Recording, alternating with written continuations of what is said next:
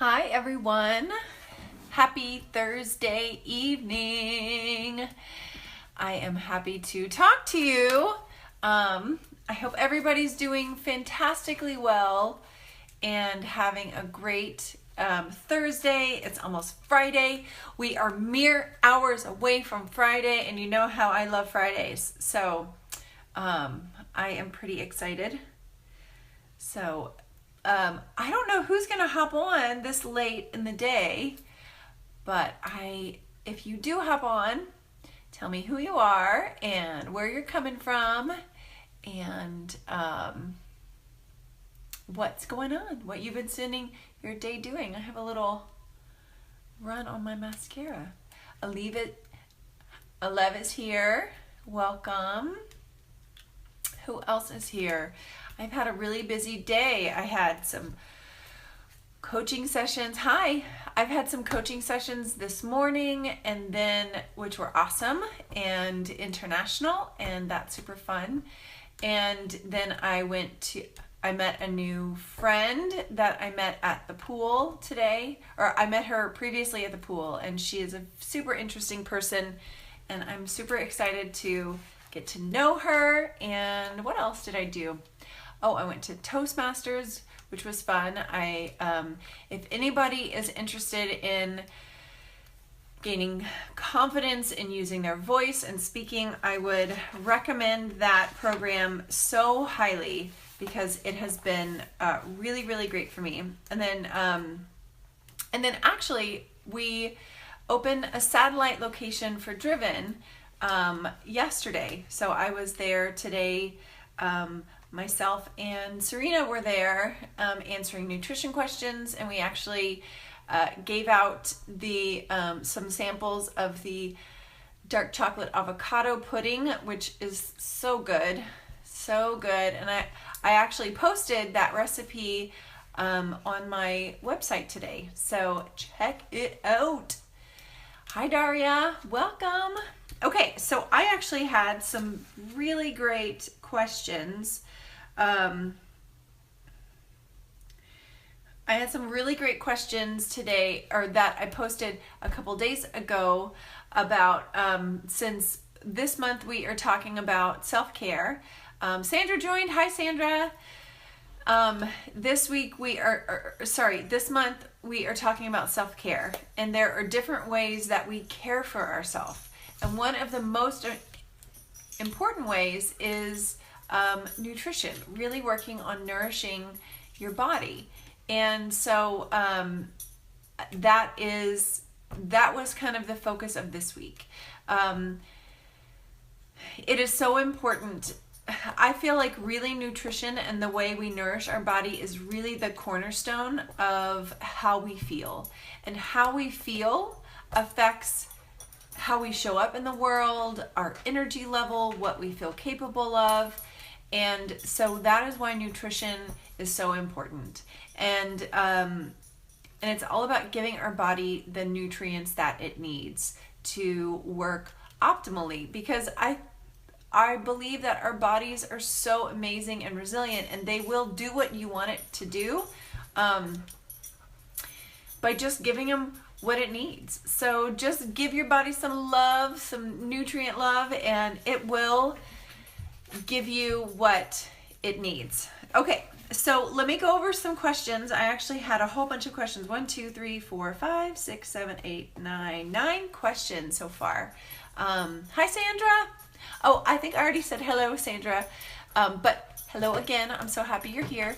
So 9 questions, really good, all about some different aspects of nutrition. So I will answer those. If you guys have any more questions, you can schedule an appointment to talk more about your goals and how we can help you. And I am actually not taking any more new clients, but Serena is. So, or new nutrition clients. So, but Serena is. So if you need help with this stuff, she is the gal for you. And I, of course, will be supporting her and supporting you in return. So we have a couple more people here. Ginger, hello Ginger. Daria, I think actually both of you have questions on here. So first we're going to start with Alev's question. So she asked basically about a diet program that is best for weight loss. Well, the thing about diets and what works is really dependent on everybody individually. So it's hard for me to give a blanket, this works, this is going to work for you, because everybody is different. Everybody's lifestyle is different. Everybody's what they like is different, preferences, lifestyle, things like that. But there are some best practices. So first things first, what works for most people, 90% of people see the results that they're looking for by doing a few basic things. Taking out the sugar in their diet, limiting processed foods, and getting lots of fruits and vegetables. That doesn't sound too glitzy or fancy or glamorous, but really most people start meeting their nutrition goals based on that. Because what that does is that being overweight, they thought forever was, hi Ginger, welcome, was a combustion, a calories in versus calories out. But they're finding now that, and actually this is old research that has been ignored and is now really getting looked at and getting studied more, is that being overweight, problems with not losing weight, is not a calories in versus calories out. It is really a hormonal dysfunction. There's something wrong with your hormones that is causing you to not use the stored energy on your body, and also storing energy more than you should. So and one of the main hormones that causes this problem is insulin. When our insulin is too high, and insulin is the hormone that our body releases when you eat carbohydrate. And the more simple the carbohydrate, the faster the spike, the more insulin is there in your body, and the quicker it gets released. And the problem is that our typical American diet is very carbohydrate high, and for a long time it was low fat. And so what that does is that causes us to continue to have insulin spikes, and so our insulin stays chronically high. What insulin does is it decreases the ability for our fat cells to be broken down and used as energy. And so if you are constantly having high levels of insulin and you are eating more calories than you should, or really eating in calorie balance, that actually slows down your metabolism. Now, metabolism is, and this is maybe getting a little too much information. Tell me if this is like totally too much for the evening. I guess you can't really give me a thumbs down. If this is too much, type in the chat box like, too much, Sally, pull it back, pull it back. Abort. No. Don't abort. Stay with me. I will try to make this easy for you guys. So basically, bottom line is when you are eating, okay, good. Ginger likes the information. So when you are eating a lot of carbohydrate, you have lots of insulin on board. And when you are getting, the reason why having high insulin levels or chronically high insulin levels causes you to not liberate fat is because insulin is an anabolic hormone, which means that its purpose is to get glucose into cells and cause a cascade to cause us to store glucose in our muscles, our liver, and then into fat cells if those all get used. And because we are not we are never going through times of not having enough food, then those stores of muscle glycogen and liver glycogen really never get used, and we don't have enough activity to use them to liberate them constantly. And so what happens is having high insulin levels, having high amounts of insulin causes that to be bypassed and stored into your fat cells more regularly. So that is why having chronically high simple carbohydrates in your diet, pasta,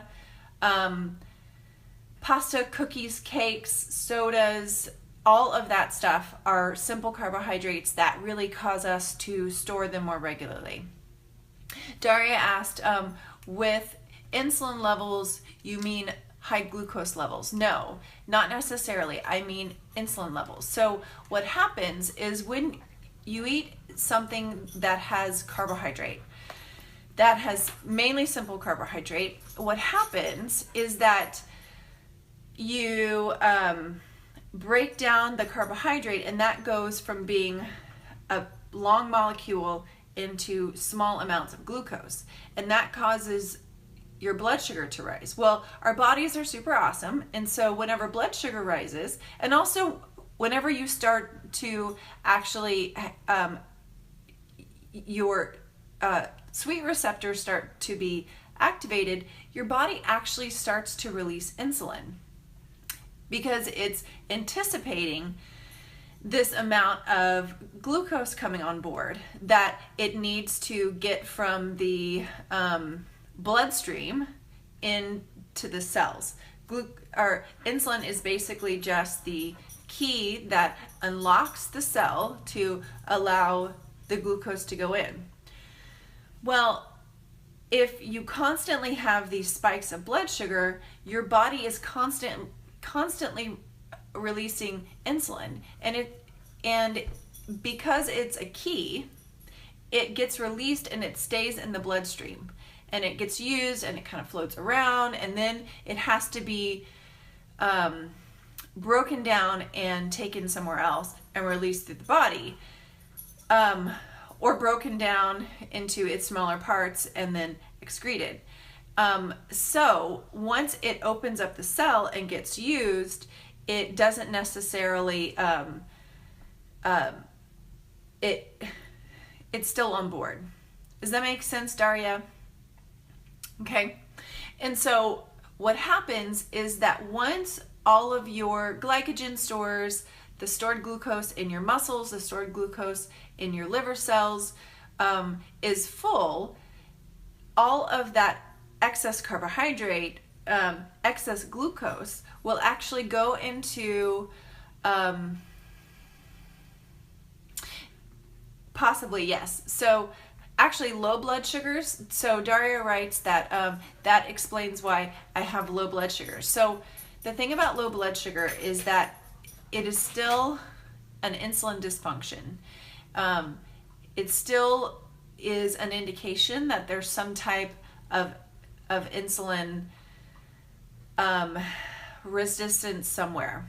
And so what happens is once all of those fat cells start to become filled, which is what happens if there is excess glucose, they become filled, and those fat cells actually start to expand, and they expand and get filled on each other, and so they get fuller and fuller and fuller, and when they touch and they expand, this is a very simplified version, guys, that is what causes insulin resistance.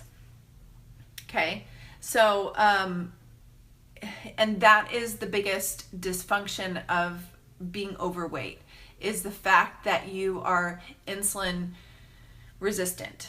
And so also some of the other kind of key players in this problem is that when you have too much insulin, or you have big spikes of insulin and the glucose, and it all becomes this big, our bodies kind of don't know what's going on.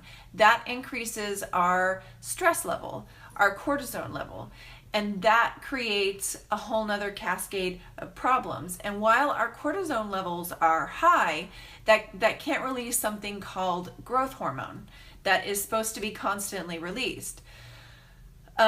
When we don't release growth hormone when we should, that further limits how well we can use our stored energy that is in the form of adipose tissue. This is probably way too much for Alev's question, which was, what is the best diet program for weight loss? So I've gone through, so the best diet program for weight loss is first controlling those insulin spikes. And for somebody who is overweight, who already has a lot of fat on their body, that is an indication that there's already a insulin dysfunction, some insulin resistance. And so what we need to do is to really fix that fire, put that fire out. And so that comes from having a really low carbohydrate diet, higher fat diet, higher protein diet. You still have to be within calorie balance, otherwise you will still fill all of those cells. But that becomes so much easier when you don't have this constant spike in blood sugar, because every time blood sugar falls, it actually releases hormones that tell you you're hungry. So that is really why it's so important to really have low sugar, low simple carbohydrate, really focus on getting lots of fruits and vegetables, lots of high fiber foods. Because although those high fiber foods can have carbohydrates, they don't get broken down the same way. And also you need that fiber to feed the good bacteria. And that good bacteria, having a good GI or gut biome, meaning a good amount of all of the different bacteria that support the different functions, you need all of those to be really healthy. And they have to have healthy food to be able to be healthy. And a healthy bacterial biome actually helps you regulate hormones. It helps you regulate your stress hormones. It helps you absorb nutrients better. So many of these things come from having a really healthy GI tract. So as you can see, there are so many factors that go into losing weight, because really all of the things that you do to lose weight overall make you healthy. Eating lots of fruits and vegetables, getting lots of fiber to feed your good GI bacteria, not eating too much sugar, because that is actually very stressful to the body, and exercising. So that is actually something that, who else asked me about exercising? Penny mentioned something about exercising. So exercising is so important because it helps regulate all of the hormones that I was telling you about. It also helps you to, it helps to get good bacteria in your GI tract, because it helps with motility and everything else that supports that good bacteria. See, this is the thing. When we treat our bodies like they're meant to be treated, everything starts to work right. You get the right amount of bacteria, the right types of bacteria, the motility of your GI tract are really good.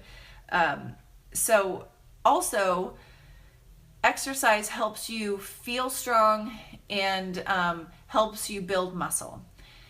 When you build muscle, you have more mitochondria. What mitochondria is mitochondria are the powerhouses of the cells. The more muscle mass you have through weightlifting, the more muscle mass or the more mitochondria you have. The more mitochondria you have, the higher your metabolism is. Now, the reason why I do this, metabolism, is because the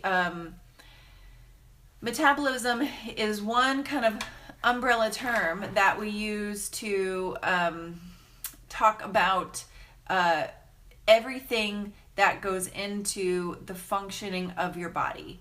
And that includes hormone regulation, mitochondria production,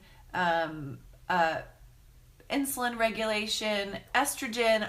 All of these things affect the function of your body, which is basically what metabolism is. So that is why exercise is so important. So just to kind of recap, I've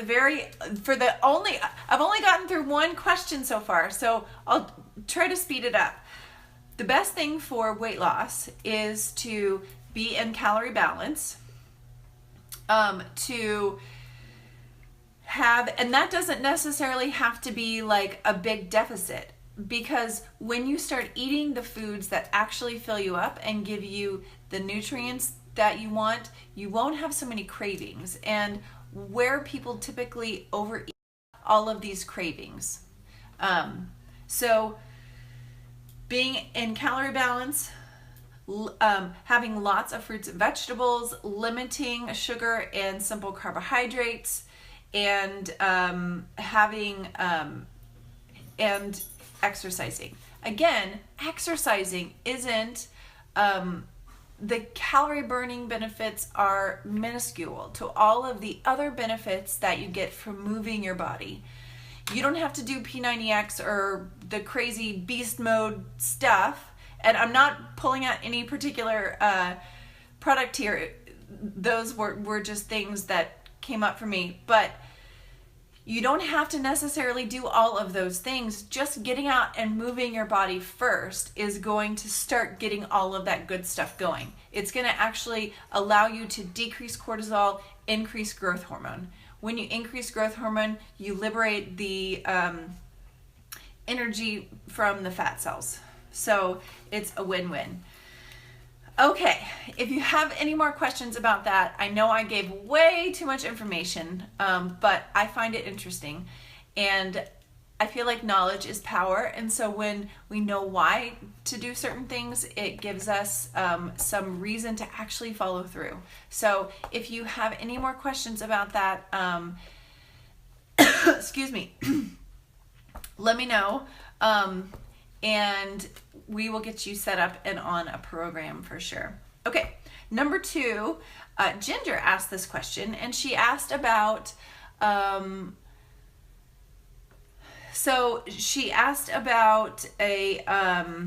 protein supplements and bars. So she is, her question, if I can remember it, was to get really lean. And part of how people get really lean is by increasing protein. And it's so important post-workout to have some amount of protein, especially lifting, doing when you are working on building muscle. It's so important to have protein on board so your body has something to build with. So it has the building blocks. So I think for the majority of people, they don't need a post-workout snack. You just need to have a meal afterwards that is filled with lots of fruits and vegetables, protein, healthy fats, things like that. But for people who do need protein supplements, there are so many different ones out there. I actually don't have a specific one that I would recommend, like a brand, because I've been looking at them lately because it seems like more people are requesting that information. As far as the type of protein goes, you can either have there are so many different types. There's whey protein, there's egg white protein, there's pea protein, rice protein. That really depends on what your preference is. All of those proteins have been broken down to their lowest common denominator, so they are all very bioavailable. Some research says that whey protein is the most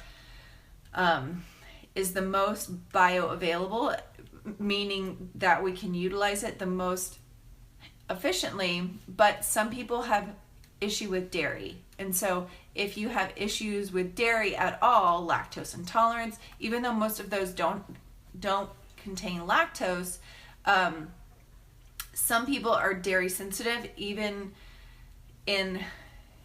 if there's no lactose in the product. So for those people who are lactose intolerant, or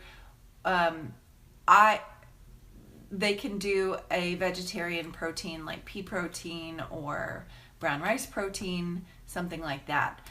I prefer to have a non-animal product protein powder because it decreases the carbon footprint of that protein powder, and that's important to me. So and as far as bars go, so many of those are so processed. So actually, if you could make your own to really control the ingredients, that's a really great idea. So get a really good quality protein powder that has a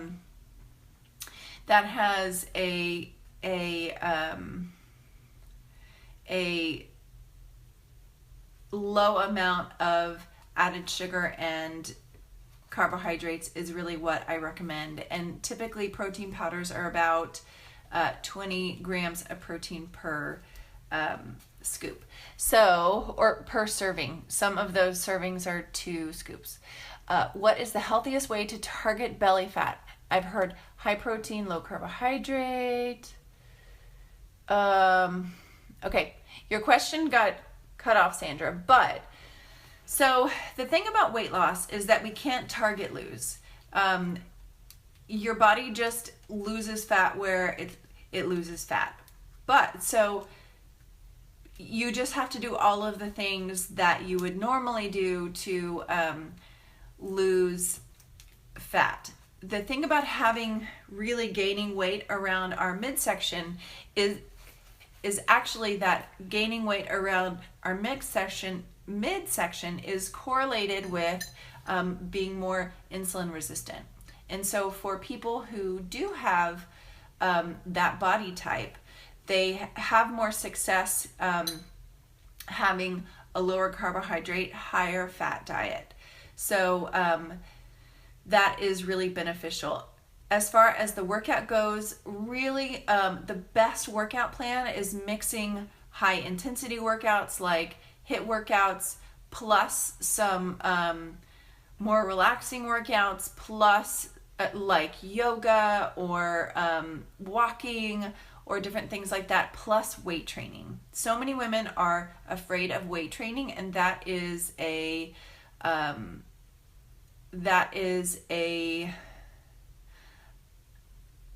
unfortunate because, like I said before, the more muscle you build, the higher your metabolism, the more mitochondria you have, the better hormone regulated you are. So many benefits of that. And if we only do high intensity workouts, that can actually stress the body. And that is something else I actually didn't talk about for question number 1. One of the biggest reasons why people don't lose weight is because their stress is not managed. And there are different things that cause us to be stressed. Exercise is a good type of stress, but if you are adding lots of high intensity exercise on top of being chronically stressed due to food issues or whatever, that just actually increases the stress load. And so changing that is so important. Pia asked, what do I think about acid-alkaline balance of food? I have read a lot about that with the body. To be really honest, Pia, I don't know that much about that. I am starting to look in some of the more, I have kind of dipped my toe into some functional nutrition in the past and kind of got away from that, and I'm getting re-curious about some of the Ayurvedic stuff, and just finding out more of that stuff. So unfortunately, I don't know that much about it. It doesn't have a whole lot of research, probably because there's not many mainstream researchers about that. So, but I know, but anecdotally speaking, there are people who swear by it. Like I know my hairdresser, actually, her mom has autoimmune diseases, I think two different diseases, and she stopped drinking, or she started drinking only alkaline water, and she has greatly reduced her symptoms. So, but that is not research based. That is just one story that I heard. And the thing about stuff like that is that it's not going to hurt you. If you have the money to buy the alkali water, it is probably not a terrible thing to do if you want to try it and see how it works. Again, everybody's different, and what works for you is great. What works for other people is not great. I know there was somebody who did the 30-day reset who didn't have the results she was hoping for, and when she got off of it, her body reverted back to the way it was before, and we had a conversation, and it was because not eating bread made her feel very unsatisfied. And there's something to be said about being very satisfied with what you're eating. So that's a side comment. Anyway, so I hope that answered both Sandra's question and Pia's question and Ginger's question. I love to add protein powder to your smoothie. That's a really great idea, Daria, because protein helps keep you satisfied, and if you only have like fruit or whatever in your vegetables in your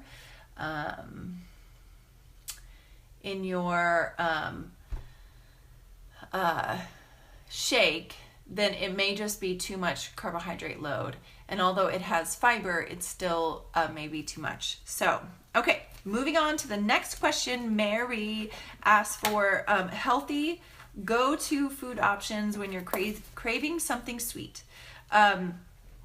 This is a tricky one because very often the craving of sweet things is like an apple's just not going to do it, right? Like when you're craving that something sweet, you're not like, ooh, this apple, it's so satisfying. Sometimes it is satisfying and sometimes it's not. So my biggest thing is really ask yourself what that craving is about. Is it really a craving? Is it really a hunger? Or is it just a needing to eat? And then ask yourself what else you can do to fill that sweet craving. That being said, having food on the go in our busy lifestyle is a real issue. And so some of the really great portable things that you can have are things like fruit and nut butter, fruit and nuts, making up some turkey roll-ups, keeping them in your bag, in your little cooler bag. Ginger. Yeah, maybe. So keeping them in your cooler bag, making sure you drink a lot of water. Not that water substitutes for eating, and you should never drink to substitute true hunger, but sometimes we get hungry when we really are just needing to stay more hydrated. So actually in the 30-day reset, there is a snack guide, but some of the snack guides are like fruits, vegetables, nuts. If you have a cooler bag, having turkey roll-ups, cheese, if you're doing dairy. Let's see. And really making sure you will find the need to eat less if you have a really good, satisfying meal. And so make sure that your meals are not unsatisfying, that they aren't just a bowl of lettuce. I see this so often. Like, I hate salad, and I'm like, why do you hate salad? And they say that it's so bland, and I'm like, well, why don't you add some healthy fats, some avocado, some olives, some meat, some beans, all of these different things will cause it to be better. So Emmy says that her belly fat because of high hormones. Yes. And it's interesting you bring that up. That what you described right there is a cycle. The higher the amount of fat tissue, insulin that creates the fat tissue, it causes your estrogen to increase, which causes the cyst on your ovaries. Then that causes more insulin, and so it just becomes this big cycle. So that is why really addressing that is so, addressing the high insulin and the high carbohydrate, and really going on a very low carbohydrate, high fat diet will really help to break that cycle down. Good question.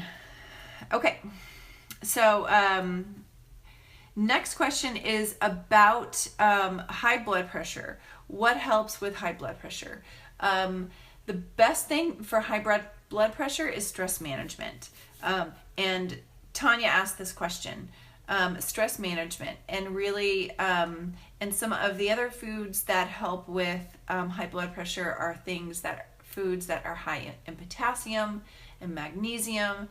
And I'm going to go ahead and address a question that Angela asked about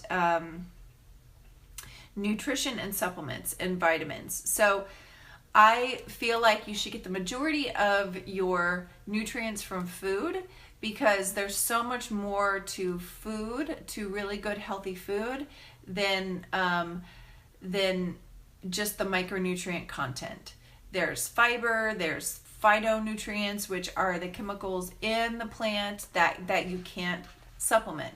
That being said, taking a really good quality multivitamin is a really good idea. Taking magnesium is also a really good idea, because magnesium is used so much throughout our body, and having a high stress life, also our soil content isn't so great, and that has decreased the amount of magnesium that we get from our food, and all of the different stressors in our life actually uses a whole lot of magnesium.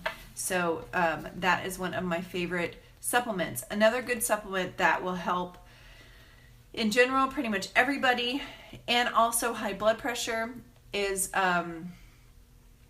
taking an omega-3 fatty acid every day. I'm a huge fan of that.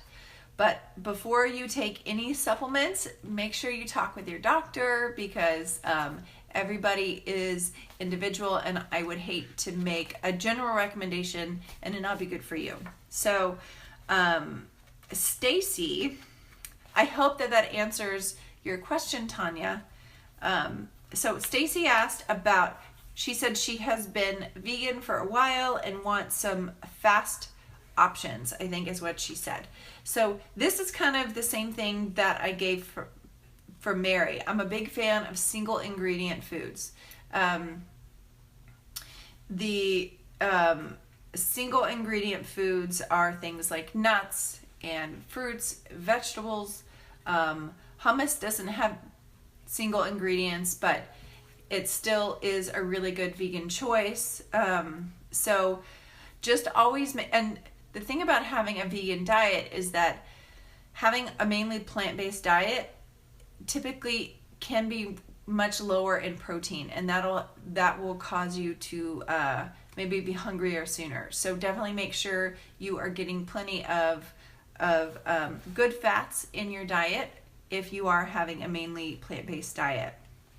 So Angela asked about workout nutrition. So that's a tough one because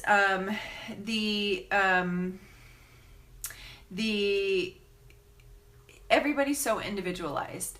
The main thing about workout nutrition, especially after long workouts, I know she's training for a marathon, is really recovering after the workout, replenishing those glycogen stores, and then also making sure you get protein. So there's a good amount of building blocks to repair the muscle that has been broken down during your exercise. So, and Angela, if you need more help with that, the performance nutrition, Serena is her specialty. So maybe it would be a good idea to do a quick consult just to kind of check in with her. Okay. Next one, we're moving right along. Penny asked about cravings and nutrients. Could her cravings be related to nutrient deficiencies? That is possible. I would have to really look at what she was eating to really break it down and see if there are any deficiencies. Chances are that those cravings are related to fluctuations in blood sugar. And also emotional feedback and things like that, because cravings really are twofold. Some of them are physiological, some of them are emotional. And so you really have to tackle the physiological by decreasing the carbohydrate load and the increase in blood sugar, things like that, to change the physiological craving. And then after you do that, you can really understand what the emotional craving is. What are you craving in life? So, but it's possible that you do have some amount of deficiency somewhere. So again, we can do an analysis of your diet and get more data with that. Okay. Next question was actually a stumper. Daria asked about water retention during the summer in really hot months. This is really interesting, and I looked it up and I couldn't really find any specific information about it. So some of the ways to decrease water retention is movement. Sometimes the reason why water gets stuck, especially in our feet, is because our lymph system works by our muscles moving and squeezing it. And so the way to get that water back up and disperse throughout your body really is movement. And so if you start to notice swelling, do a little bit more movement. I will continue researching this, and when I find the answer, I will get back to you. And then last but not least, Ginger asked about flavored water. What are my thoughts on that? And my thoughts are, I love them. I love LaCroix. I love sparkling water. I love all kinds of things like that. And they don't have any additional added sweetener, as long as they don't have added sweetener or added artificial sweetener, then I say go for it. So I hope that this has been super duper helpful. If you have any questions, please let me know. If you want any extra help,